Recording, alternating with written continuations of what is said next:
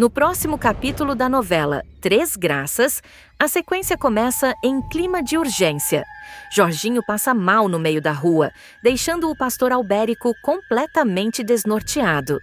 No caos, quem assume o comando é Paulinho. Frio, rápido e humano, ele improvisa o socorro e leva o rapaz direto ao posto médico. O gesto não passa despercebido, aproxima aliados, mas também incomoda quem prefere resolver tudo longe dos olhos do público. Em paralelo, a tensão sobe dentro da própria casa de Arminda. Desconfiada como nunca, ela joga a isca. Insinua que Zenilda pode estar farejando segredos perigosos. A reação de Ferete entrega o medo. Ele tenta disfarçar, mas o pânico começa a falar mais alto. Arminda deixa o recado no ar. Confiança ali é artigo de luxo e descartável. Pausa rápida, curta o vídeo, se inscreva no canal e conta nos comentários de onde você acompanha a novela. Do outro lado, uma conversa muda tudo. Zenilda encara Lorena e revela sem suavizar nada que sempre soube do amor da filha por Juquinha. A verdade cai como um golpe seco, trazendo à tona escolhas antigas que agora cobram juros altos. Lorena fica sem chão. A trama esquenta quando Edilberto leva uma bomba para Ferete. Diz ter visto Zé Maria ao lado de Paulinho em atitude suspeita. As peças se encaixam rápido demais e o vilão passa mal a enxergar conspiração, onde antes via controle. Enquanto isso, Paulinho avança no tabuleiro e conta a Juquinha que Feliciano compra arte roubada e negocia direto com Casper. A visita ao empresário acende o alerta máximo quando ele descobre que a escultura As Três Graças saiu da casa de Arminda. O cerco fecha, e fecha rápido. Na linha mais cruel da história, Raul atinge o fundo do poço ao aprender com Mirinho a pedir dinheiro na rua. A humilhação vira revolta quando ele percebe que teve o celular roubado. A briga explode e é testemunhada por Arminda, de dentro do carro. Sem pensar, ela desce para intervir. Ali surge um lado raro, proteção materna crua, impulsiva e perigosamente intensa. Bagdá é baleado durante operação policial e procura abrigo em lugar inesperado para não morrer. Bagdá será surpreendido por operação policial liderada por Paulinho, em Três Graças. Nos próximos capítulos, uma operação policial de grandes proporções promete virar o jogo na comunidade da Chacrinha e colocar Bagdá em risco real de morte. A ação será comandada por Paulinho, com apoio direto de Juquinha e sob coordenação do delegado Jairo, que decide avançar sem aviso prévio contra o ferro velho de Joaquim. O objetivo é claro: encontrar provas definitivas que liguem o local ao esquema de crime organizado que vem aterrorizando a região. Desde as primeiras horas do dia, o clima já será de tensão.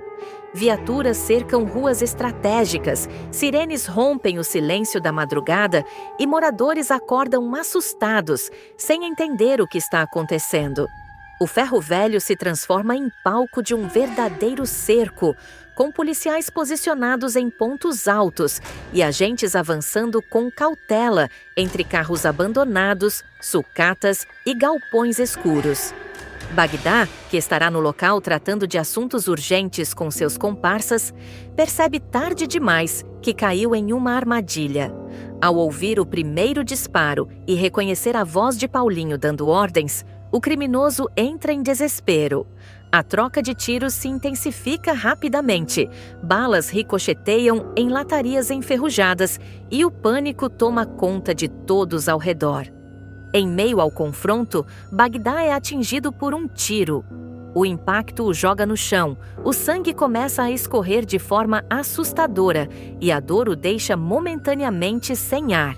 Mesmo ferido, ele consegue se levantar cambaleando, pressionando o ferimento com a mão enquanto tenta escapar pelos fundos do ferro velho.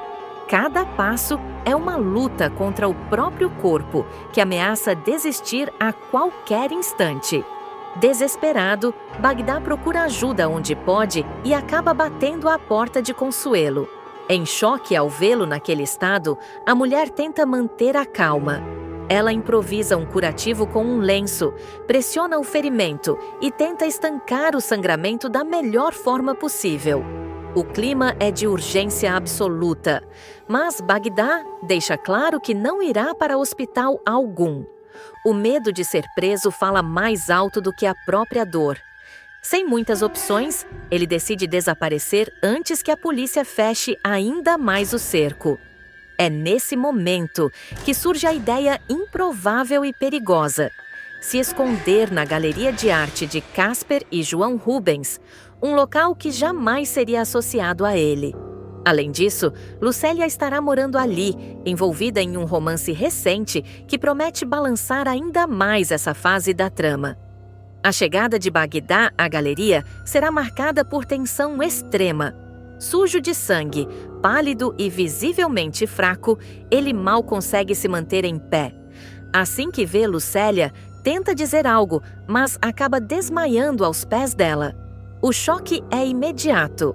Sem saber o que fazer, dividida entre o medo e a compaixão, Lucélia toma uma decisão que pode mudar seu destino: arrastar o corpo do traficante para dentro e escondê-lo no escritório. Ela sabe que está assumindo um risco enorme. A permanência dela na casa dos tios pode estar ameaçada e qualquer descoberta pode gerar consequências irreversíveis.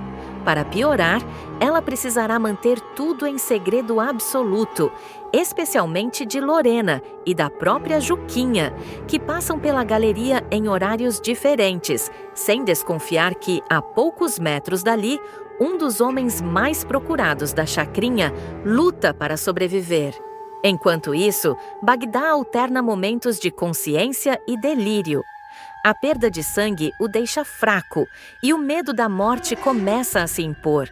Sentindo que pode não resistir, ele pega o celular com dificuldade e começa a dar ordens aos comparsas.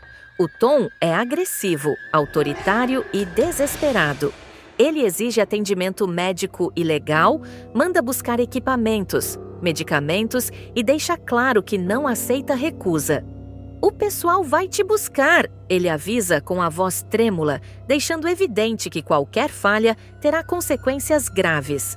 Lucélia entra em pânico. Sem saída, ela decide ligar para José Maria e pede ajuda, mesmo sabendo do perigo que isso representa. O médico, sem entender direito o que está acontecendo, acaba sendo levado à força até a galeria. Ao chegar, se depara com uma cena que o deixa em estado de choque. Bagdá armado, acuado, ferido e à beira do colapso. Mesmo percebendo que o sangramento já diminuiu e que o ferimento não foi fatal, José Maria é colocado contra a parede. Bagdá deixa claro que não está pedindo, está mandando. Sob ameaça direta, o médico é obrigado a prestar atendimento improvisado, avaliando o ferimento com os poucos recursos disponíveis no local. A tensão aumenta ainda mais quando Bagdá afirma que, se não receber o atendimento necessário, seus homens invadirão um posto de saúde para roubar tudo o que for preciso. O risco de uma escalada de violência se torna iminente. E José Maria percebe que está no meio de algo muito maior do que imaginava. Enquanto isso, do lado de fora, a polícia segue com as buscas pela chacrinha. Paulinho desconfia que Bagdá conseguiu escapar por pouco e Juquinha sente que algo está fora do lugar. A sensação de que o criminoso está mais perto do que parece começa a incomodar, criando um clima de suspense constante. Dentro da galeria, cada ruído parece um aviso de perigo. Passos no corredor, portas se abrindo, vozes ao longe. Lucélia vive minutos intermináveis, tentando manter a calma enquanto o tempo corre contra todos. Bagdá, mesmo ferido, não perde o controle da situação e segue comandando tudo, mostrando que, mesmo à beira da morte, continua sendo uma ameaça real. E assim, os próximos capítulos prometem aprofundar ainda mais esse jogo perigoso, com alianças improváveis, decisões extremas e segredos que podem vir à tona a qualquer momento, deixando claro que a sobrevivência de Bagdá pode custar muito caro para todos os envolvidos. Com a galeria mergulhada em silêncio forçado, o clima passa de tenso para sufocante. José Maria tenta manter a postura profissional, mesmo com as mãos trêmulas, enquanto analisa o ferimento de Bagdá sob a luz fraca do escritório. O projétil não ficou alojado, mas o estrago é sério. Qualquer erro pode ser fatal. Lucélia observa tudo à distância, com o coração disparado, temendo que a qualquer momento alguém abra aquela porta. Bagdá acorda com um gemido baixo e, mesmo debilitado, mantém o olhar duro. Ele exige rapidez, questiona cada movimento do médico e não larga a arma nem por um segundo. A sensação é de que o perigo não vem apenas da polícia, mas do próprio homem ferido, que parece ainda mais imprevisível quando se sente acuado. José Maria entende que está lidando com alguém que não hesitaria em mandar matar para sobreviver. Do lado de fora, a movimentação policial começa a diminuir, mas Paulinho não se dá por satisfeito. Ele pressiona Juquinha, insiste em novas buscas e deixa claro que Bagdá não pode ter ido longe. O nome do criminoso ecoa entre os agentes como um fantasma que se recusa a desaparecer. A comunidade da Chacrinha segue em alerta, portas fechadas, olhares desconfiados por trás das janelas. Na galeria, o atendimento improvisado avança. José Maria consegue estancar de vez o sangramento e alerta que Bagdá precisará de repouso absoluto por pelo menos algumas horas. A resposta vem em forma de ameaça velada. Bagdá diz que não tem horas, nem tempo, nem escolha. Ele sabe que, se for encontrado ali, todos pagarão o preço. Lucélia, cada vez mais envolvida nessa teia perigosa, começa a se dar conta de que sua decisão impulsiva pode ter consequências irreversíveis. Ela pensa em Casper, em João Rubens, em tudo o que pode perder se aquele segredo vier à tona. Ainda assim, algo a impede de recuar. Talvez medo, talvez culpa, talvez a sensação de que já passou do ponto de retorno. Pouco depois, um dos comparsas de Bagdá se aproxima discretamente da galeria, observando o local à distância. A presença dele deixa o clima ainda mais pesado. O plano é retirar o chefe dali assim que ele tiver condições mínimas de se mover. Cada minuto se torna crucial e qualquer barulho vindo da rua faz todos prenderem a respiração. Bagdá, enfraquecido, mas consciente, deixa claro que não esquecerá quem o ajudou, nem quem o traiu. Suas palavras soam como promessa e ameaça ao mesmo tempo. José Maria entende o recado e percebe que, mesmo saindo vivo daquela situação, carregará esse peso por muito tempo. Quando finalmente o traficante é preparado para ser levado, Lucélia sente um misto de alívio e pavor. Ela sabe que aquele capítulo não se encerra ali. Ao contrário, tudo o que aconteceu dentro da galeria será apenas o início de uma sequência de eventos que pode explodir a qualquer momento. Do lado de fora, Paulinho observa a rua em silêncio, com a sensação incômoda de que perdeu algo por muito pouco. Juquinha compartilha da mesma intuição. Ambos sabem que Bagdá continua solto e que a caçada está longe de terminar. E, enquanto a noite avança, fica claro que a sobrevivência de Bagdá não será apenas uma fuga bem-sucedida, mas o estopim para novos conflitos, revelações perigosas e decisões que vão colocar personagens improváveis no centro de uma guerra silenciosa que está só começando. Arminda voltará a causar espanto ao revelar um lado inesperado, quase irreconhecível, quando o assunto é Raul. A mulher, conhecida pela frieza, pela língua afiada e por decisões cruéis, mostrará que, por trás da armadura de vilã, existe uma mãe capaz de atravessar limites impensáveis para proteger o filho, mesmo que isso signifique sujar as mãos e o orgulho. Tudo começará quando Arminda passar a desconfiar do sumiço prolongado de Raul. O silêncio do rapaz, somado a boatos que chegam até ela, acenderá um alerta que nem mesmo ela conseguirá ignorar.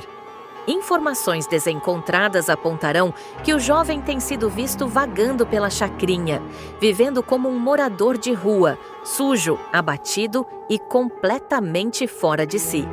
A princípio, Arminda tentará disfarçar a preocupação, mas a angústia falará mais alto. Enquanto isso, Raul já estará mergulhado em uma rotina degradante. Perdido, sem rumo e tomado pela sensação de abandono, ele acabará se aproximando de Mirinho, um morador de rua experiente, conhecido na região por explorar os mais frágeis. Mirinho se mostrará solícito no início, oferecendo comida, abrigo improvisado e conselhos. Aos poucos, porém, deixará claro que nada é de graça. Mirinho ensinará Raul a pedir esmolas, escolhendo pontos estratégicos, inventando histórias comoventes e até simulando ferimentos para sensibilizar os passantes. O dinheiro arrecadado, no entanto, não ficará com Raul. O rapaz logo perceberá que está sendo usado para sustentar o vício do malandro em drogas, mas já estará emocionalmente frágil demais para reagir com firmeza. Paralelamente, a família de Raul entrará em desespero. Gerluce, movida por um misto de culpa e preocupação, decidirá ir até a chacrinha em busca de pistas. Em meio à comunidade, ela acabará reconhecendo Raul de longe. Sujo, magro e com o olhar perdido, ele parecerá outra pessoa. Ao perceber a presença da cuidadora, Raul entrará em pânico e fugirá, desaparecendo pelos becos antes que ela consiga se aproximar. Abalada, Gerluce contará tudo a Josefa, descrevendo o estado lastimável em que viu o rapaz. O que nenhuma das duas imaginará é que Arminda escutará a conversa escondida. A vilã ficará paralisada por alguns segundos, absorvendo cada palavra. O choque será grande, mas rapidamente dará lugar a uma decisão fria e imediata. Ela mesma irá atrás do filho. Sem avisar ninguém, Arminda pegará o carro e seguirá até a chacrinha. A cada esquina, o cenário de miséria e abandono irá contrastar com tudo o que ela representa. Ainda assim, a mulher não recuará. Seus olhos percorrerão as ruas até flagrar uma cena que a fará perder o controle. Raul estará sendo abordado de forma agressiva por Mirinho. O malandro exigirá dinheiro, empurrará o rapaz e tentará arrancar dele as poucas moedas que conseguiu juntar. Cansado de ser explorado, Raul reagirá e os dois entrarão em luta corporal no meio da rua, sob o olhar indiferente de alguns moradores. Nesse momento, Arminda surgirá de carro, freando bruscamente. Ao reconhecer o filho em perigo, ela não pensará duas vezes. Descerá do veículo aos gritos, avançará sobre Mirinho e se colocará entre ele e Raul, completamente fora de si. "Deixa ele em paz ou eu chamo a polícia agora!" berrará ela, atraindo assim a atenção de todos ao redor. Mirinho tentará intimidá-la, mas recuará ao perceber que Arminda não está blefando. Em um rompante de fúria, a vilã ainda ameaçará partir para a agressão física, disparando: "Some daqui antes que eu te dê umas sapatadas que você nunca vai esquecer!" O agressor fugirá, deixando Raul em choque. O rapaz olhará para a mãe sem saber se sente alívio, vergonha ou revolta. Arminda, por sua vez, ficará alguns segundos encarando o filho, com os olhos marejados, mas sem baixar a guarda. O silêncio entre os dois será pesado, carregado de mágoas antigas e palavras nunca ditas. Mesmo tentando manter a postura dura, Arminda não conseguirá esconder o tremor nas mãos. Ela puxará Raul pelo braço, exigirá que ele entre no carro e deixará claro que não vai abandoná-lo ali, custe o que custar. Pela primeira vez em muito tempo, a vilã agirá movida não por interesse ou poder, mas por um instinto quase primitivo de proteção. Essa atitude de Arminda vai gerar repercussões inesperadas. A aproximação forçada entre mãe e filho reacenderá feridas profundas, revelará ressentimentos e colocará em xeque tudo o que os dois acreditam um sobre o outro. O que parecia ser apenas um resgate nas ruas da chacrinha se transformará em um confronto emocional intenso, capaz de mudar os rumos dessa relação marcada por abandono, culpa e segredos.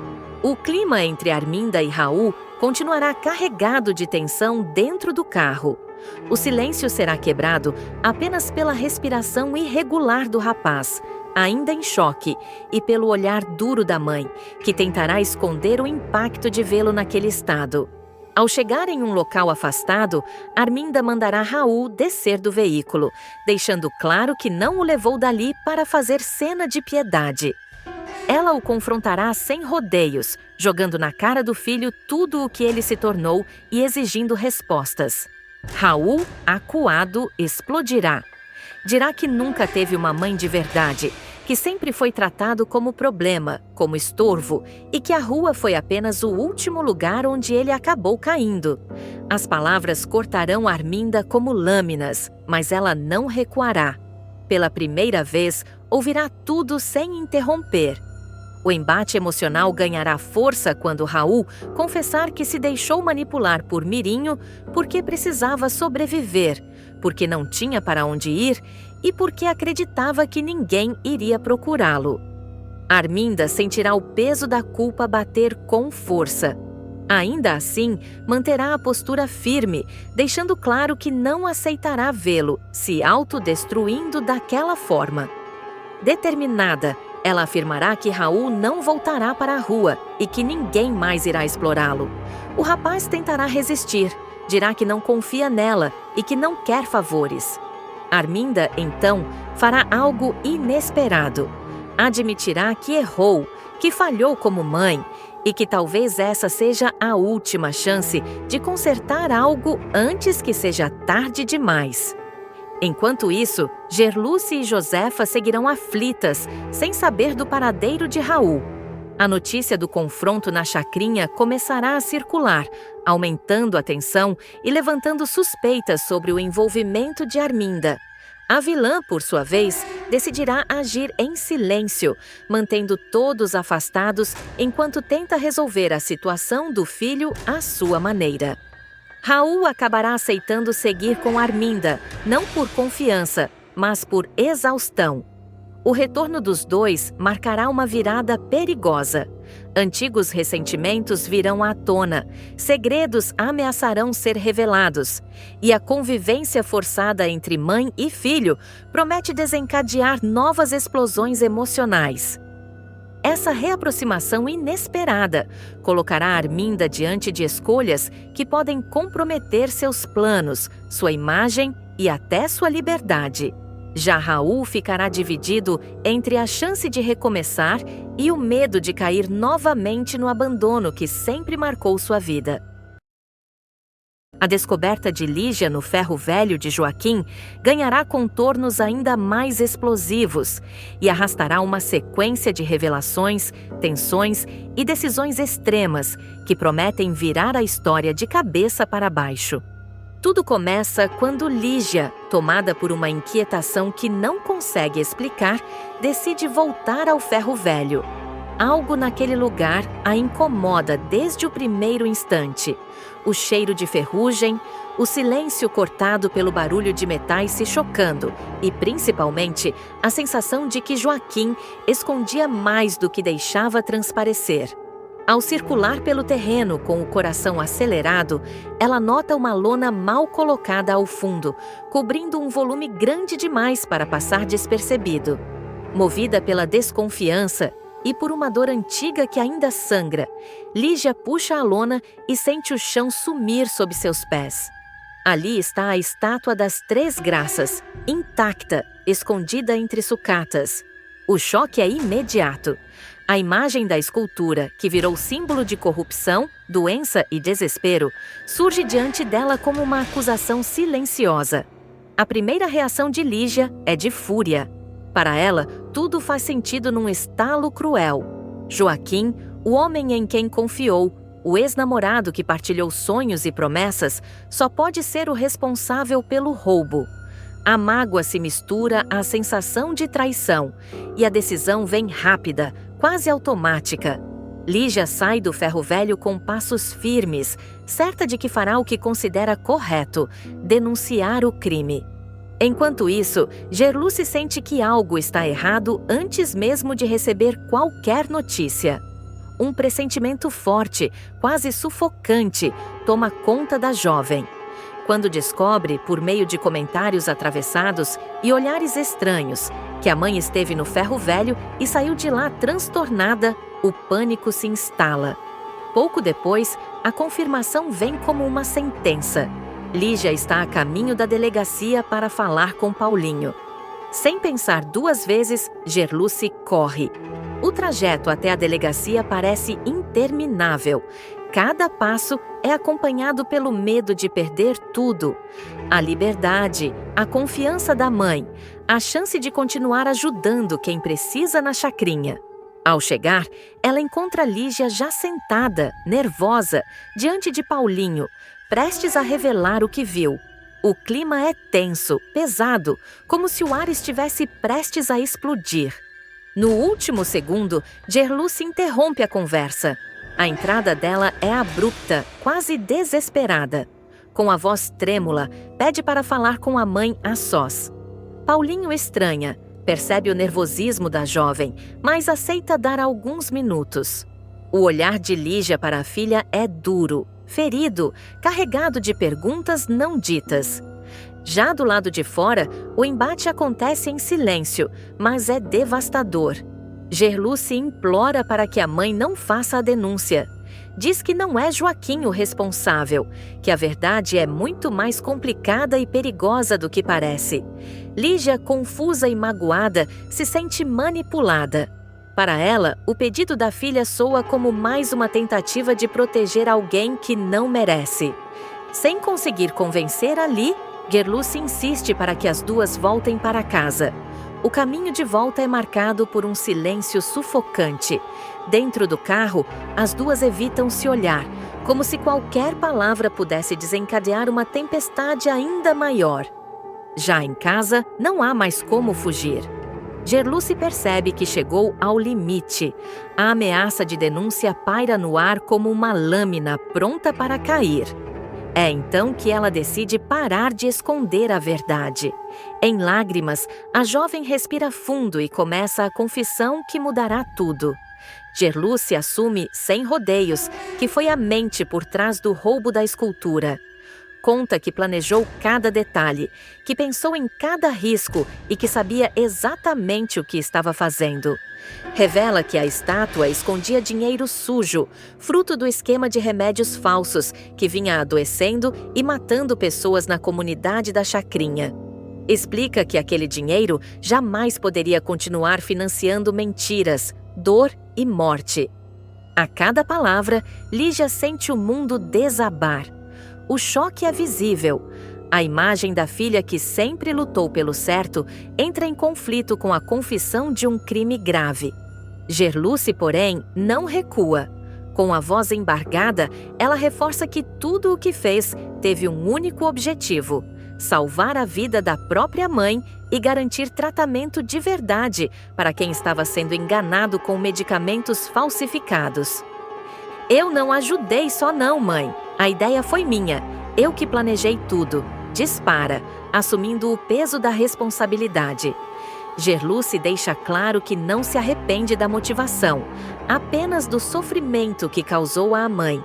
Ela explica que a venda da estátua era a única forma de transformar dinheiro sujo em cura real. Minha ideia foi roubar a estátua para vender e comprar remédio de verdade. Remédio de verdade, desses que a senhora está tomando agora. afirma entre lágrimas. A revelação atinge Lígia em cheio. A dor pela ilegalidade se mistura ao entendimento do sacrifício. Ela revisita mentalmente cada momento de fragilidade, cada internação, cada medo de não sobreviver. Aos poucos, a raiva dá lugar a um sentimento ainda mais complexo. O reconhecimento de um amor extremo, desesperado, disposto a ir atravessar qualquer limite. Mesmo abalada, Lígia acaba abraçando a filha. O perdão vem, ainda frágil, mas sincero. Ela reconhece que Gerluce agiu movida por amor e por justiça, ainda que por caminhos errados. No entanto, a tranquilidade está longe de se instalar. Um novo medo passa a rondar a família Maria das Graças. A qualquer momento, Paulinho pode ligar os pontos, desconfiar da interrupção na delegacia, questionar o nervosismo de Gerluce e ir atrás da verdade completa. O segredo agora pesa mais do que nunca e cada passo em falso pode custar caro. A tensão só aumenta. O passado, os crimes e as escolhas feitas sob pressão começam a cobrar seu preço, enquanto Gerluce e Lígia vivem sob a sombra constante de serem desmascaradas. O que parecia um ato de salvação pode se transformar no estopim de uma nova e perigosa virada na trama. O clima dentro da casa das Maria das Graças seguirá longe de qualquer alívio.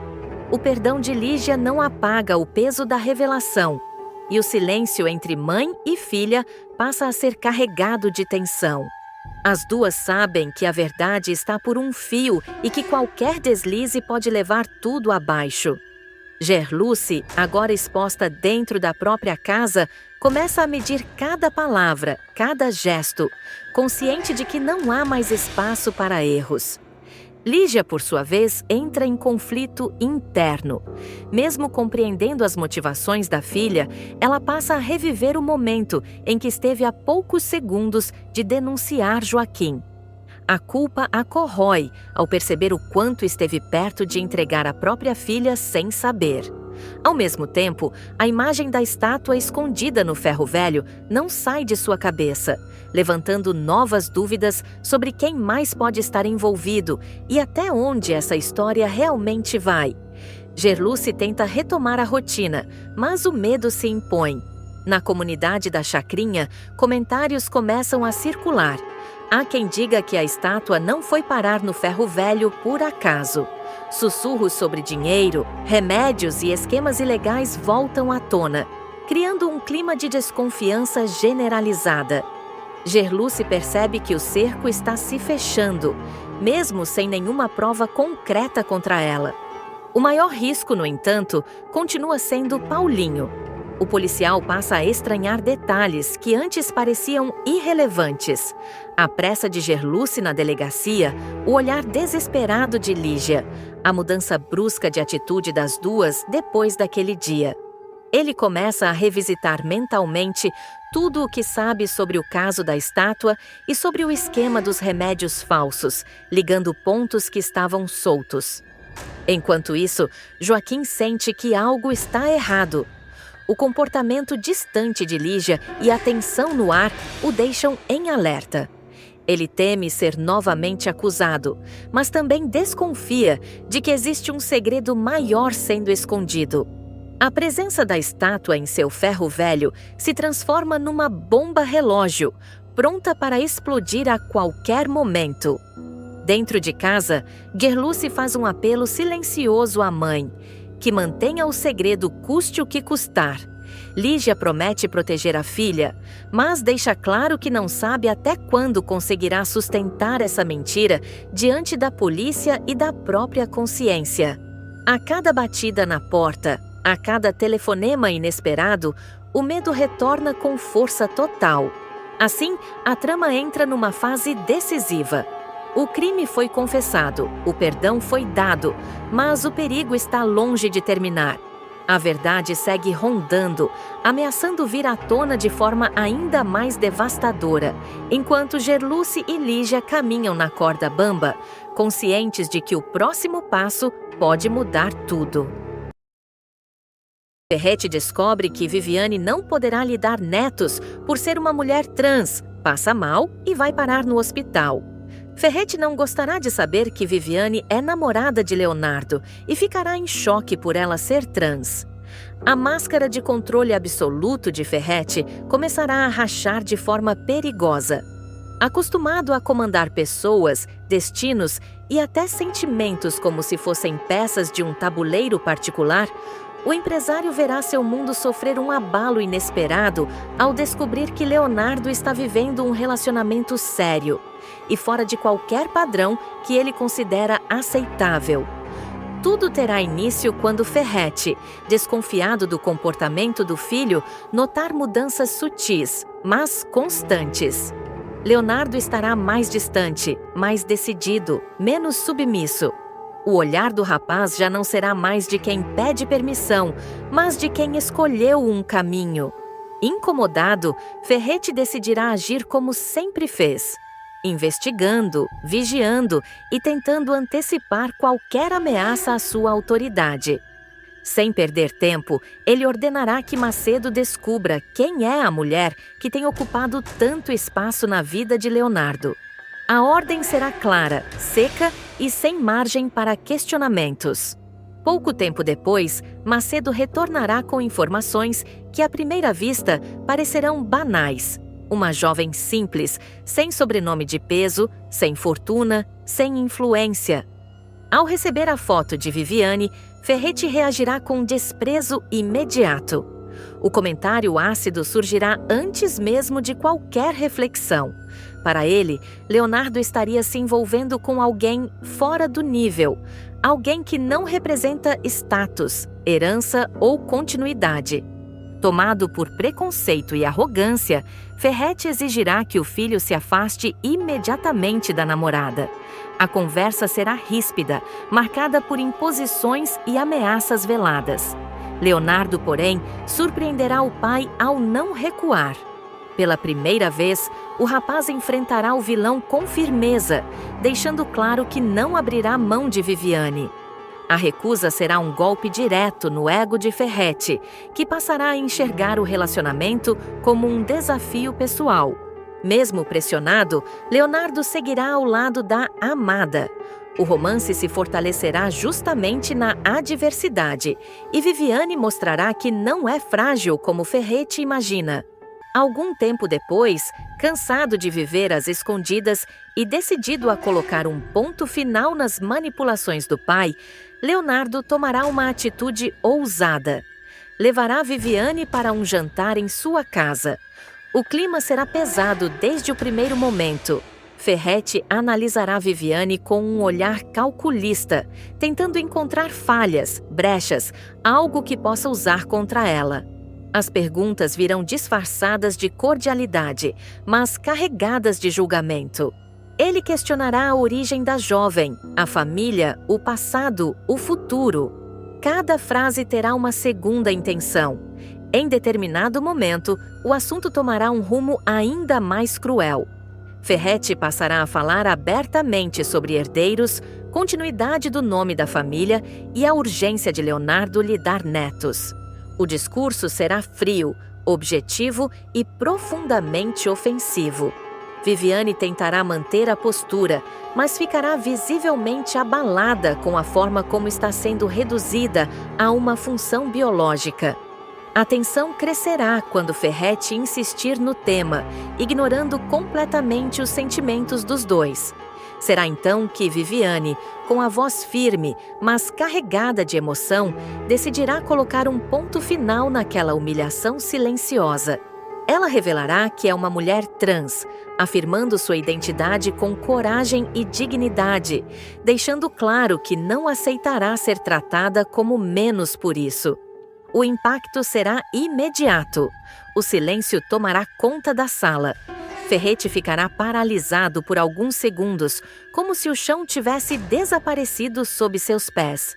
Em seguida, virá a reação mais violenta, palavras duras, ataques verbais e comentários preconceituosos, disparados sem qualquer filtro. Leonardo tentará intervir, mas o vilão já estará fora de controle. A pressão emocional, somada à fúria e ao choque, cobrará seu preço. Ferrete começará a passar mal, a respiração ficará descompassada e a visão turva. Em meio ao surto, ele acabará desmaiando, caindo diante de todos. O desespero tomará conta do ambiente. Leonardo e Macedo agirão rapidamente, acionando uma ambulância às pressas. Ferrete será levado para o hospital em estado delicado, vítima de uma forte queda de pressão. Enquanto o vilão é internado, o clima será de absoluta tensão. Leonardo ficará dividido entre a preocupação com o pai e a necessidade de proteger Viviane, que estará profundamente abalada após o ataque sofrido. Nos corredores do hospital, olhares se cruzarão, segredos pesarão no ar, e o futuro desse confronto permanecerá indefinido. A revelação mudará definitivamente a dinâmica da família, colocará Ferrete diante de seus próprios limites e deixará claro que nada mais será como antes. A internação de Ferrete se tornará o novo epicentro do caos. O empresário acordará no quarto do hospital cercado por médicos, aparelhos e um silêncio que o incomodará mais do que qualquer dor física. O diagnóstico será claro: estresse extremo, pressão descontrolada e risco real caso continue se deixando dominar pela fúria. A recomendação médica será dura: repouso absoluto e afastamento de qualquer situação de conflito. Um conselho que, vindo de Ferrete, soa quase como piada. Leonardo permanecerá no hospital, visivelmente abalado, mas sem recuar 1 centímetro de sua posição. Pela primeira vez, ele não se sentirá culpado por contrariar o pai. Pelo contrário, a sensação será de alívio. Viviane, mesmo fragilizada, mostrará uma força que surpreenderá a todos. Em conversa reservada com Leonardo, ela deixará claro que não se envergonha de quem é, mas também não aceitará continuar sendo alvo de ataques. O amor entre os dois sairá ainda mais sólido daquela noite. Macedo, atento, perceberá que algo mudou de forma irreversível. Ele ouvirá comentários de enfermeiros, observará o entra e sai de médicos e notará que o nome de Ferrete já não inspira apenas temor, mas também preocupação e desgaste. O poderoso empresário começará a parecer vulnerável aos olhos de quem sempre o viu como intocável. No quarto do hospital, Ferrete alternará momentos de lucidez com explosões de revolta. Em um acesso de raiva, culpará Viviane por sua queda, acusará Leonardo de traição e dirá que tudo não passa de uma afronta calculada. Mas, quando ficar sozinho, o silêncio trará um incômodo novo: o medo. Medo de perder o controle do filho, da família, do legado e, principalmente, do futuro que sempre planejou nos mínimos detalhes. Leonardo, por sua vez, tomará uma decisão definitiva. Ele deixará claro que não permitirá mais que Viviane seja desrespeitada, nem pelo pai, nem por ninguém. O rapaz avisará que, ao receber alta, Ferrete terá que aceitar suas escolhas ou arcar com as consequências de afastar o próprio filho de vez. Viviane, em paralelo, encontrará apoio onde menos esperava. Pessoas próximas se aproximarão, demonstrando solidariedade e respeito, reforçando que sua verdade não é motivo de vergonha, mas de orgulho.